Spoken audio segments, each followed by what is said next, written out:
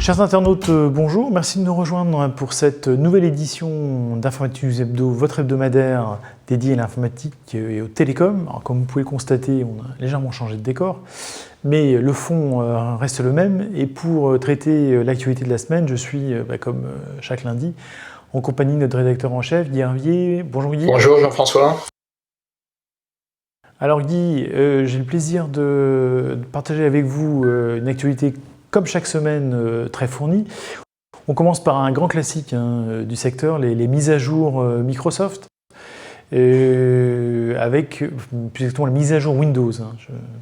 Alors qui évidemment ont changé un peu, on a déjà maintes fois parlé, ça a changé maintenant, c'est de manière trimestrielle, c'est fini la grand-messe de la mise à jour Windows, un petit peu. Oui, depuis que Windows 10 est arrivé, effectivement, on procède comme ça, avec en général 2 versions par an. Windows 10 a été annoncé fin 2014 et disponible en juillet 2015, donc ça fait bientôt 5 ans. On était à la version 15.07 et là, c'est la version 20.04. Alors 20.04, c'est pour 4 avril 2020. Qui est disponible en mai. Il y a souvent un petit décalage entre l'appellation de la version et puis la date de disponibilité. Donc c'est la 10e version. Alors appeler ça version, en fait, c'est juste une mise à jour, on va dire, une grosse mise à jour. Pour cette fois, en gros, je dirais que pour les particuliers, elle n'apporte pas grand-chose. Microsoft s'est plutôt consacré à travailler sur les fondations de Windows, on va dire, donc pas de développement de fonctionnalités nouvelles majeures. En revanche, c'est du côté des entreprises, et principalement avec le module WSL, donc c'est le Windows Subsystem Linux, dont c'est la version 2. La première avait été annoncée en 2016. Elle permettait une première intégration avec Linux, et elle permettait en particulier aux développeurs d'utiliser un PC pour être connecté à un serveur Linux et à faire directement du développement sur le PC, à utiliser les commandes Linux. Là, l'intégration va beaucoup plus loin. Elle va permettre donc d'accéder à la GPU et donc d'améliorer les performances et surtout de mettre en œuvre les applications graphiques qui ont été mises en œuvre dans l'environnement Linux. Donc je dirais que Windows 10 devient presque une distribution Linux comme une autre, sachant qu'elle peut héberger quasiment toutes les distributions de Linux que vous connaissez, donc Ubuntu, Debian, SUSE, enfin bon, tout ce qui existe, et donc je dirais que tous les gens qui sont dans le domaine de l'open source Linux ils étaient déjà ça fait 4 ans que ça existe, mais c'est peut-être pas tout à fait la convergence qu'ils avaient imaginée, mais en tout cas la jonction des deux mondes est faite. Et Linux n'est plus un tabou, loin de là. Enfin, Linux est l'open source pour Microsoft. Dernier point, la mise à jour est beaucoup plus rapide. Elle nécessitait plusieurs reboots et puis elle prenait à peu près un peu plus d'1 heure. Là, elle se fait en un quart d'heure et un seul reboot. Donc ça, c'est, je dirais, le bon côté des choses. Alors pour les particuliers, la mise à jour se fera quand les choses seront prêtes, ou alors s'il le souhaite, il peut forcer en faisant l'update lui-même. Et puis pour les entreprises, ce ne sont plus, comme vous le disiez, les grands-messes qu'on connaissait auparavant, avec des migrations qui n'en finissaient plus, qui s'étalaient sur plusieurs mois. Là, ce sont des mises à jour qui sont beaucoup plus légères, et je pense que c'est certainement pour ne pas mécontenter les DSI, pour lesquels la migration de Linux parfois, de Windows pouvait être un véritable casse-tête. Il faut juste rappeler un chiffre. C'est 1 milliard de PC sous Windows 10. Donc vous voyez que ça donne quand même l'ordre de grandeur de la manipulation à faire. Alors Guy, on change complètement d'univers, même si on reste évidemment dans l'IT, on parle de cloud, et puis avec une arrivée, je ne sais pas si je dois dire attendue, en tout cas, ce qui paraît quand même légitime, l'arrivée de data center Google pour l'offre Google Cloud sur le territoire français? Oui, on pourrait dire une arrivée relativement tardive, puisque en fait Amazon était déjà présente depuis la fin 2017, Microsoft avec Azure en 2018, donc Google arrive, il dit avoir choisi les hébergeurs, donc ce sera des opérateurs du style Equinix, et la mise en service du cloud, enfin donc de cette région est prévue pour la fin 2021 ou début 2022. Sachant que c'est la 7e région en Europe et la 23e dans le monde. Donc 7e région en Europe, donc j'irais après l'Allemagne et l'Angleterre, donc là il n'y a pas grand-chose à dire. Mais après des pays quand même de moindre importance en termes de marché, comme la Finlande, la Suisse ou la Belgique. Bon, ça a pris un peu plus de temps que prévu. Pourquoi, voilà, pourquoi Google a fait ces choix-là, ce sera intéressant de leur demander. Donc cette région, en fait, sur Paris, elle couvrira d'abord la zone sur la France, pardon, elle couvrira la zone Paris-Île-de-France, avec éventuellement une autre zone dans le sud de la France. Alors rappelons juste qu'en fait, une région peut couvrir plusieurs zones, et une zone, en fait, ça correspond à un ou plusieurs data centers qui sont très proches. Quand on a, par exemple, deux zones, Paris et le sud de la France, en fait, ces deux zones-là, elles sont dans la même région parce qu'elles bénéficient d'interconnexions ultra rapides et d'un temps de latence très faible. Vous savez que le temps de latence pour certaines applications, c'est déterminant. Et donc, je dirais que c'est une arrivée logique qui, contrairement à Microsoft et Azure, pour lesquels Office 365 était concerné, là, en l'occurrence, la Google Suite ne sera pas impliquée par cette zone-là, donc peut-être que ça sera dans un deuxième temps. Donc je dirais que l'ouverture de cette région, 7e en Europe, est tout à fait logique, même si elle arrive un petit peu plus tard que ce qu'on aurait pu penser. Alors Guy, du cloud de Google a des records de vitesse sur les réseaux Yacimpa qu'on franchit allègrement, avec donc de nouvelles annonces en matière de vitesse de communication sur les réseaux. Je dois dire que les chiffres sont tellement stratosphériques que ça ne veut plus dire grand-chose pour le surfeur traditionnel. Exactement, mais on arrive quand même à donner quelques images pour expliquer ce que ça veut dire. Donc il y a deux records qui ont été battus. Donc le premier c'est en Australie sur fibre optique. Donc la capacité de transfert entre deux points. Alors là en l'occurrence éloigné de 75 km, on atteint 44 terabits par seconde. Donc comme vous le disiez, ça veut dire quoi? On ne sait pas trop. C'est l'équivalent de 1000 films en haute définition en une seconde. Donc vous voyez quand même que ça représente quand même quelque chose de très élevé, sachant que le précédent record était à 33 Mbit, donc on a fait un saut important. Alors évidemment, faut pas espérer bénéficier de, même si vous avez la fibre optique chez vous ou dans votre entreprise, faut sans doute pas espérer ces débits-là, mais en tout cas, ça donne les possibilités qui seront à venir un peu plus tard. Et puis le deuxième record, là, c'est une espèce de course entre Nokia et Ericsson. Donc là, pour le coup, c'est Nokia qui a annoncé, donc on est sur la 5G, qui a annoncé une vitesse de 4,7. Alors là, on est en gigabits, hein, c'est pas le même ordre de grandeur. Et Ericsson était à 4,3, donc là c'est plus incrémental. Néanmoins, ce sont des débits qui sont très élevés. Alors, ce qui est intéressant, c'est que en fait, on parle de 5G, mais pour établir ce record, Nokia a mixé de la 5G et de la 4G. Donc c'est peut-être une manière de dire que finalement la 4G est encore assez utile. Et là, ça correspond à quoi? Ça correspond à l'équivalent de 900 flux Netflix 4K. Donc, vous voyez que là aussi, c'est quand même quelque chose de très conséquent. Alors, évidemment, ces records, ils sont très intéressants, mais il faut quand même rappeler aussi que même en France, dans certaines zones, la 4G, c'est encore quelque chose qui fait rêver, puisque c'est pas encore disponible, et il y a encore quand même un certain nombre de zones qu'on appelle des zones blanches, qui n'ont même pas accès à des services beaucoup plus basiques. Donc, bon, ça viendra, mais en tout cas, c'était intéressant de mettre en rapport ces deux points-là.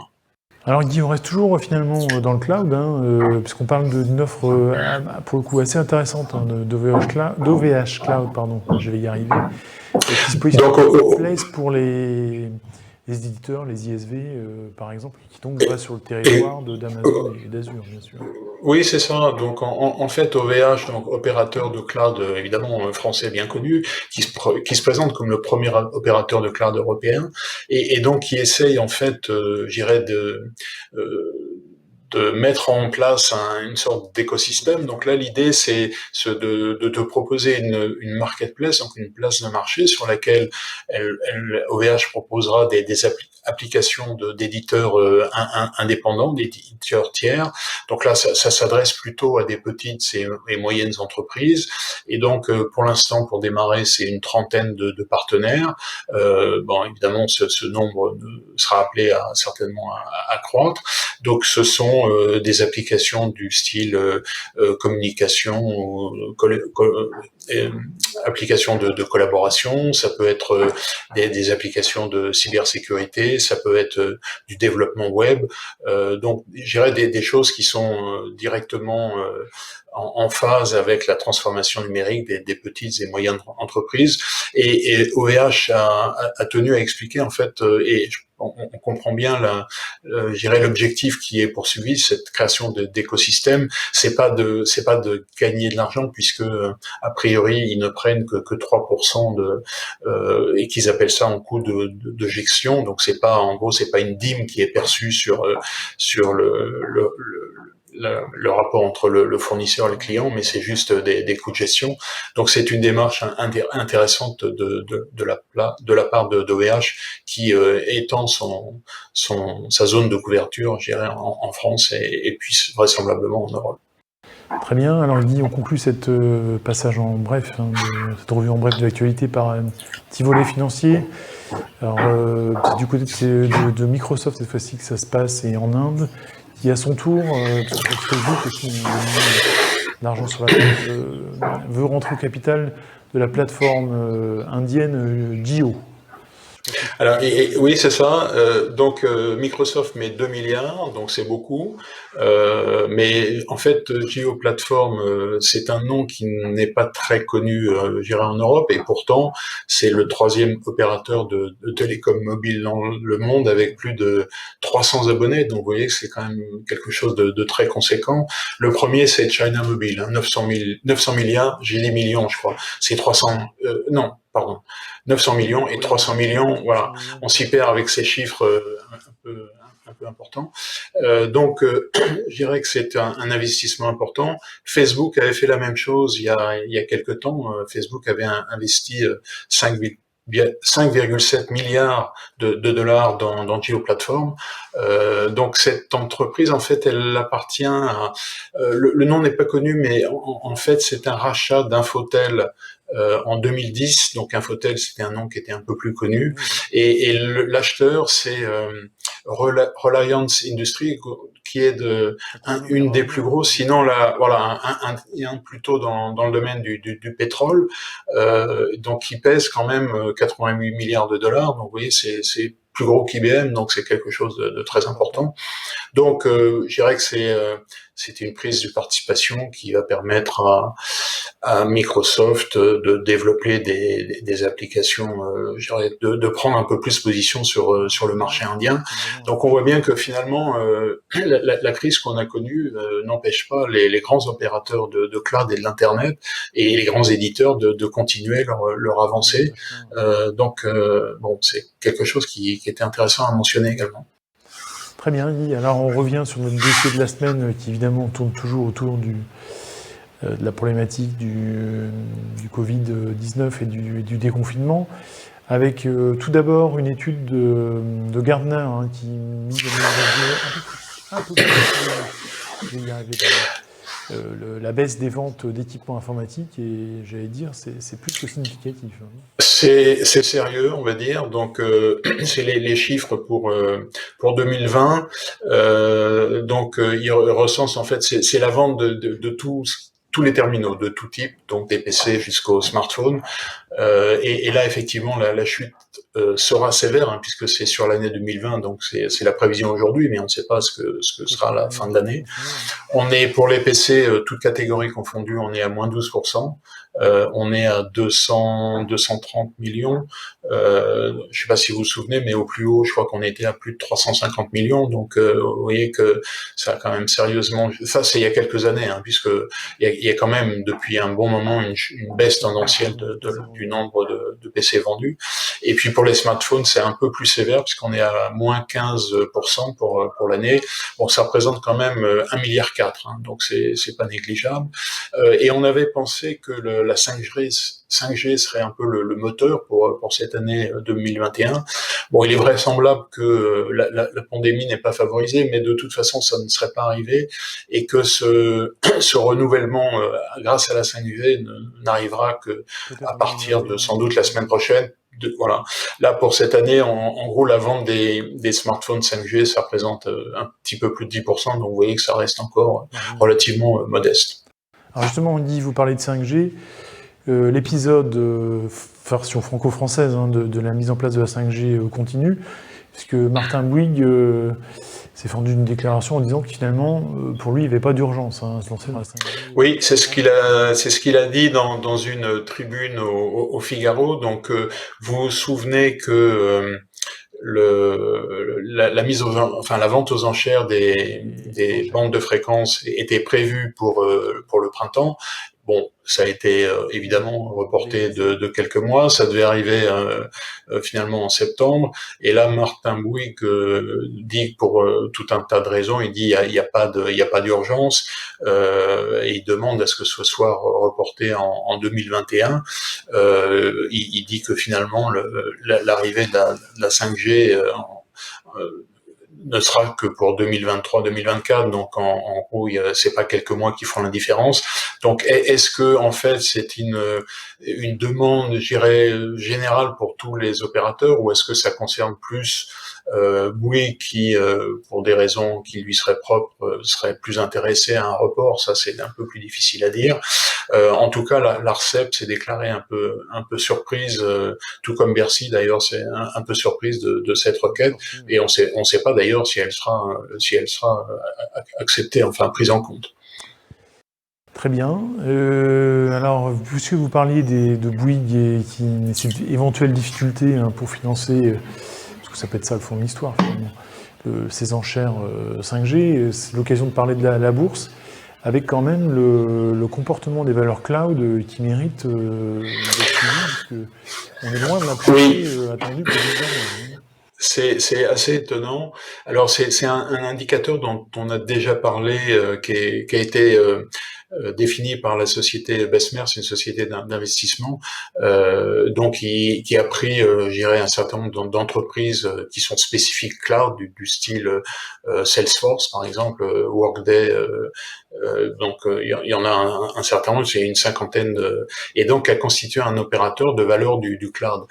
Et là, ce qui est intéressant, c'est que donc ils ont démarré cet indicateur en août 2013, et donc je dirais que depuis cette date-là, évidemment, si on compare cet indicateur-là avec les trois grands, hein, le Standard & Poor's, le Dow Jones et puis le Nasdaq, en gros, ça a été multiplié par 6, là où les autres avaient connu des croissances de 150%. Donc vous voyez qu'on n'est pas du tout dans les mêmes ordres de grandeur. Donc là, on était en février. En mars, tout le monde s'est effondré, je dirais de manière relativement logique. Et aujourd'hui, en fait, cet indicateur, ce qui veut dire qu'il reflète un peu la santé de ces sociétés-là, et bien finalement, il est plus haut qu'au niveau où il était en février. Il est plus haut entre 10 et 15%, alors que les trois autres indicateurs qui ont eux aussi bien rebondi, on se demande d'ailleurs, on peut s'étonner du rebond de la bourse en général et des valeurs IT en particulier, et de la situation de l'économie en général, mais ça c'est une autre question, alors que les trois autres indicateurs sont encore en deçà de ce qu'ils étaient en février. Donc je dirais que le cloud, cet index cloud, il est plus sensible et plus variable, si je puis dire. Il monte plus vite et il descend plus vite. Là, en l'occurrence, c'est l'inverse.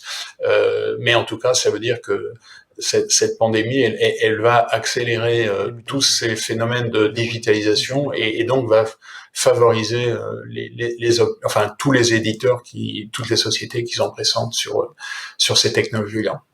Alors on conclut, Guy, cette parenthèse sur la problématique du retour aux affaires suite au confinement avec une étude qui ne va pas faire plaisir visiblement du côté des acteurs de la sécurité, puisque un tiers des RSSI, si j'ai bien compris, prévoit des budgets en baisse. Oui, alors en fait, je dirais que il faut redonner la totalité des chiffres, 20% en hausse, 50% équivalent et 30% en baisse.